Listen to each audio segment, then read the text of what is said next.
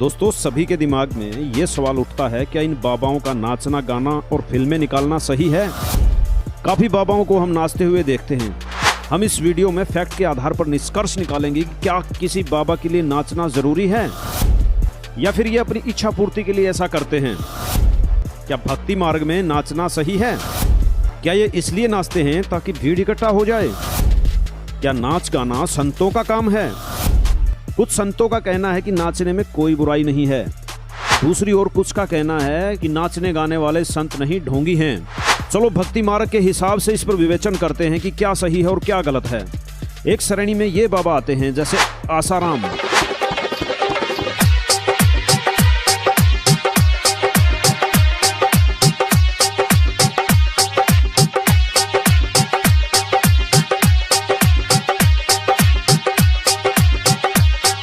कृपालू,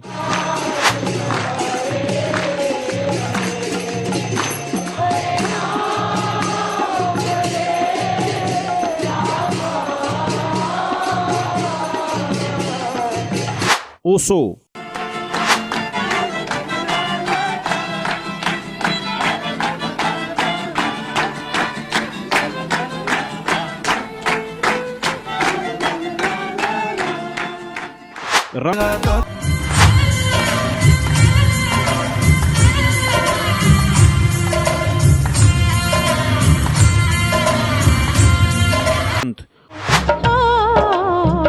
परम पिता के प्रियजनों का स्वागत बारंबार है ये और अन्य कथावाचक।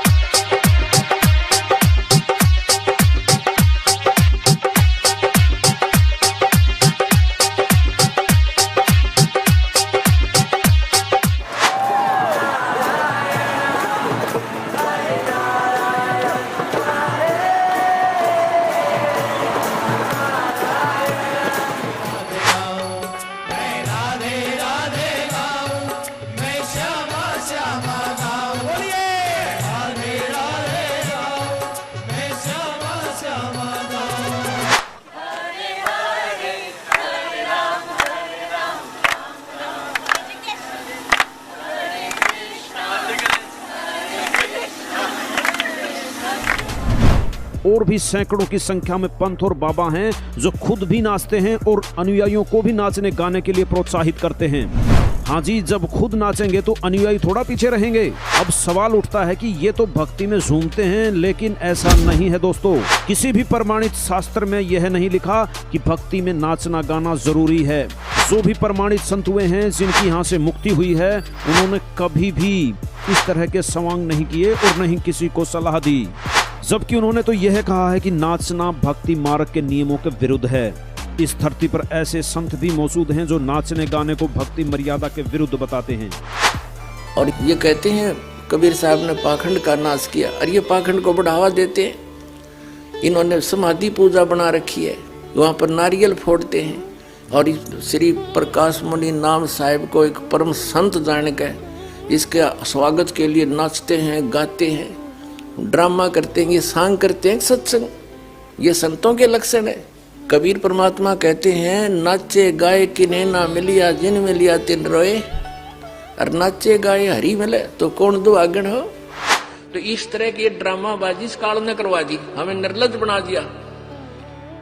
और सरेआम डांस करती हैं ब्याह शादी में, बेटियां नाचे, बूढ़े बाप नाचे, बूढ़े बेटी नाचे, बूढ़े माँ नाचे। अरे आज सरेआम नचा दिए काल ने हमारे को, हम निर्लज हो गए। अब इस समाज को देखो, कल बताया था आपको कि इस शिक्षा का अवगुण गणा है, लाभ एक है। और ये लाभ सब अवगुणों को सेट कर देगा कि अवगुण ये है कि निर्लजता, चातुरता, हम एक दूसरे के दोहना प्रिय नहीं रहे, अपनी चतुरता के कारण काग बन गए। संत रामपाल जी कहते हैं कि नाचना गाना संतों व भक्तों का काम नहीं होता। इनके मुख्य नियमों में से एक नियम यह भी है कि कोई भी भक्त जिसने संत रामपाल जी से दीक्षा ग्रहण कर ली उसके लिए नाचना गाना निषिद्ध होता है। अनुयायियों का कहना कि इस तरह का आडंबर हम नहीं करते और नहीं किसी को सलाह देते हैं। संत रामपाल जी का कहना है कि फिल्में, नाचना गाना ये भक्त को भक्ति से दूर ले जाते हैं। ये एक प्रकार की कुरीति है जिसको हमें सभी को मिलकर के समाज से दूर करना है। फिल्में, नाचना गाना पाखंडवाद को बढ़ावा देते हैं। ये सिर्फ पाखंडी और भक्तिहीन लोगों का काम है।